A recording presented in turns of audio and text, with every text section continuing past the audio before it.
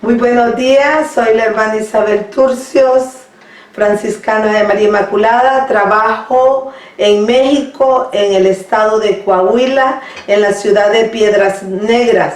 Soy la directora de la Casa del Migrante Frontera Digna, al norte de México. Ahí llegan los migrantes desde África, Venezuela, Cuba, Centroamérica, pero la mayor cantidad de migrantes que pasan por ese lugar son también hondureños que vienen, bueno, su situación que están viviendo en Honduras es bien difícil, entonces son familias enteras que vienen con sus hijos.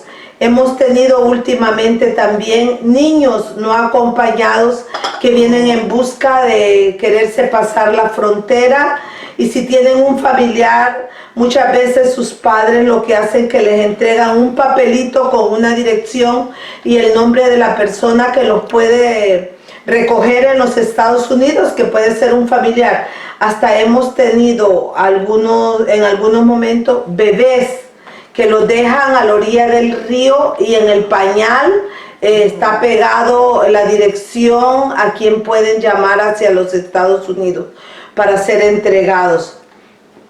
También otro fenómeno que hemos visto en estos últimos tiempos también son familias enteras con niños especiales que vienen en búsqueda de medicina o tratamientos, niños autistas, niños con ciertas situaciones difíciles y que en sus países no tienen los medicamentos o el tratamiento para ser atendidos. Entonces la esperanza del migrante siempre es poder cruzar la frontera y poder venir a buscar esa medicina o esa ayuda para ese tipo de niños especiales. Es doloroso ver a las familias, sobre todo familias con hijos o mujeres solas con hijos o hombres solos con hijos en busca del sueño americano, ¿verdad? Que a veces se vuelve una pesadilla, porque en realidad los kilómetros que recorre el migrante desde Tapachula para poder llegar al norte donde nosotros nos encontramos son muchos kilómetros, y muchas veces lo hacen a ratos caminando, a ratos en el tren, y es una caminata muy larga en realidad. Cuando llegan al norte donde nosotros estamos, en la Frontera Digna, nuestra casa, ya llegan con, los zapatos que ya no les sirve, con muchas llagas en los zapatos. Muchas veces han pasado también por secuestro, violaciones a sus derechos. Entonces, al llegar ahí tratamos como de ayudarlos. Siempre la casa está abierta para poder ayudar en la necesidad. Tratamos de solucionar las necesidades. A raíz también de la pandemia, vinieron grupos de mujeres ya embarazadas para esperar, porque los coyotes muchas veces les vendieron la idea de que si ellas venían embarazadas las dejaban pasar y podían tener su niño al lado de Estados Unidos, y eso no es verdad. Entonces lo que hacía la autoridad de la frontera o la migración de los Estados Unidos era regresarlos a México. Entonces nosotros hemos hecho un trabajo grande con mujeres embarazadas, que es ofrecerle que nosotros les vamos a ayudar en cuanto a llevarlas al Hospital Salvador Chavarría, que es el hospital que está en México, para que ellas puedan ponerse en tratamiento, ser evaluadas por el doctor para ver cómo está su embarazo. Les hemos tenido que pagar una ultra que les hacen a las mujeres embarazadas para ver en qué estado está el bebé, o si el hospital las atiende para dar a luz, pero no siempre el hospital tiene todos los insumos. Entonces, cuando un parto va a ser por cesárea, entonces el hospital le dice: consigue los insumos que necesitamos para atenderte en ese parto. Y ellas vienen con nosotros y nosotros les conseguimos lo que el hospital pide para poder hacer la cesárea. Y cuando es un parto normal, tratamos de que la mamá lleve el ajuar completo para su bebé y sus cosas de uso personal. Tuvimos que hacer esto sobre todo para concientizar a la mujer que no se arriesgara a pasar el río porque ponía en peligro la vida de ella y la vida del bebé. Entonces, por eso le dijimos, nosotros te vamos a apoyar. Y de hecho, tenemos otra casa que se llama Casa Betania, donde la llevamos, la sacamos del hospital y la llevamos a la Casa Betania para que ellas puedan pasar su cuarentena, a restablecerse después del parto. Les ayudamos con la leche para los niños y bueno, y los insumos para ellas, sobre todo su alimentación. Eso hemos estado haciendo todo este tiempo.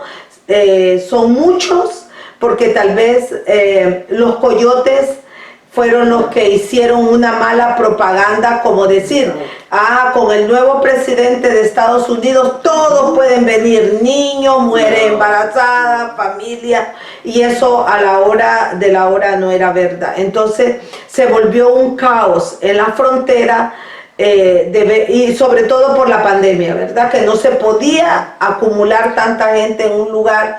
Entonces, ¿dónde vive la gente? Como hay mucha gente, hay gente que vive en casas abandonadas, en piedras, en casas abandonadas o en solares debajo de un árbol o debajo de los puentes.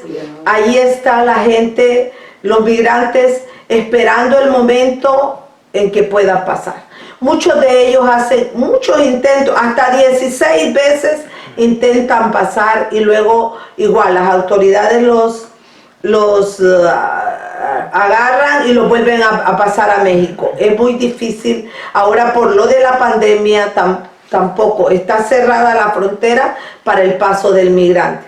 Entonces, pero ellos lo intentan hacer clandestinamente, pero no siempre es posible, porque bueno, estamos en esta situación y de hecho la frontera para pasar de México a Estados Unidos no se puede, no se puede. Ahí, desde hace muchos meses eso está cerrado. Ahora, pero sí, de Estados Unidos para México sí pueden pasar, pero de México para allá no, siempre está cerrada y no hay la posibilidad de que el migrante, no, mucho menos porque vienen ilegales, ¿no?